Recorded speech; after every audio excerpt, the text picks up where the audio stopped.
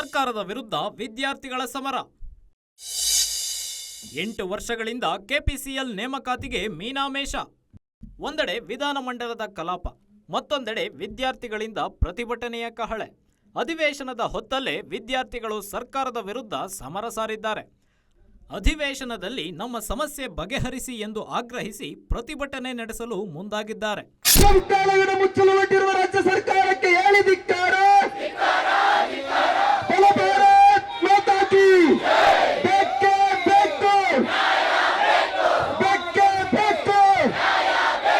ವಿದ್ಯಾರ್ಥಿ ವಿರೋಧಿ ರಾಜ್ಯ ಸರ್ಕಾರಕ್ಕೆ. ಕಳೆದ 8 ವರ್ಷಗಳಿಂದ ಸರ್ಕಾರ ವಿದ್ಯಾರ್ಥಿಗಳಿಗೆ ಮಾಡಿರುವ ಅನ್ಯಾಯದ ವಿರುದ್ಧ ಧ್ವನಿ ಎತ್ತಿ ಸುಸ್ತಾಗಿದ್ದ ವಿದ್ಯಾರ್ಥಿಗಳು ಮತ್ತೆ ಅಧಿವೇಶನದ ಸಮಯದಲ್ಲಿ ಸರ್ಕಾರವನ್ನು ಎದುರಿಸಲು ಸಜ್ಜಾಗಿದ್ದಾರೆ. 2018ರಲ್ಲಿ ಸುಮಾರು 622 ಹುದ್ದೆಗಳಿಗೆ ಕೆಪಿಸಿಎಲ್ ಪರೀಕ್ಷೆ ನಡೆಸಿತ್ತು. ಪರೀಕ್ಷೆಯಲ್ಲಿ ಅಕ್ರಮ ಕಂಡುಬಂದ ಹಿನ್ನೆಲೆ ತೀವ್ರ ವಿರೋಧ ಕೂಡ ವ್ಯಕ್ತವಾಗಿತ್ತು. ಈ ವೇಳೆ ಪರೀಕ್ಷಾ ಫಲಿತಾಂಶವನ್ನು ನೀಡಿರಲಿಲ್ಲ. ಹೀಗಾಗಿ ವಿದ್ಯಾರ್ಥಿಗಳು ಮರುಪರೀಕ್ಷೆ ನಡೆಸುವಂತೆ ಕೋರ್ಟ್ ಮೆಟ್ಟಿಲೇರಿದ್ರು. ಕೋರ್ಟ್ ಕೂಡ ಮರುಪರೀಕ್ಷೆ ನಡೆಸುವಂತೆ ಕೆಪಿಸಿಎಲ್ಗೆ ಆದೇಶ ಹೊರಡಿಸಿತ್ತು.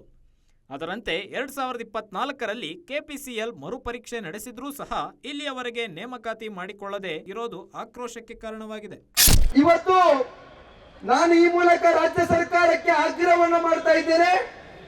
ನಮ್ಮ ಹೋರಾಟಕ್ಕೆ ಸ್ಪಂದಿಸಿ ರಾಜ್ಯದ ಮುಖ್ಯಮಂತ್ರಿಗಳು ಅಥವಾ ಉನ್ನತ ಶಿಕ್ಷಣ ಸಚಿವರು ನಮ್ಮ ವಿಶ್ವವಿದ್ಯಾಲಯಗಳನ್ನ ಉಳಿಸ್ತೀವಿ ಅನ್ನುವಂತಹ ಹೇಳಿಕೆಯನ್ನು ಕೊಡಬೇಕು.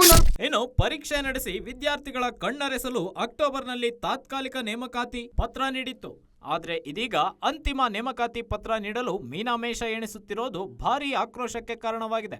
ಇನ್ನು ಕಳೆದ 8 ವರ್ಷಗಳಿಂದ ಈ ಉದ್ಯೋಗದ ನಿರೀಕ್ಷೆಯಲ್ಲಿರುವ ವಿದ್ಯಾರ್ಥಿಗಳು ಆದಷ್ಟು ಬೇಗ ನೇಮಕಾತಿಗೊಳಿಸಿ ಎಂದು ಆಗ್ರಹಿಸುತ್ತಿದ್ದು, ಇದೇ ಮಾರ್ಚ್ 6ರಂದು ಪ್ರತಿಭಟನೆ ಮೂಲಕ ಕೆಪಿಸಿಎಲ್ಗೆ ಬಿಸಿ ಮುಟ್ಟಿಸಲು ಸಿದ್ಧತೆ ನಡೆಸಿದ್ದಾರೆ.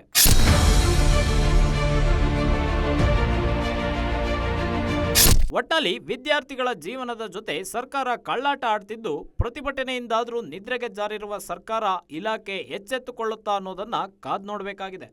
Charan Moodbidri, metro bureau, guarantee news, Bengaluru.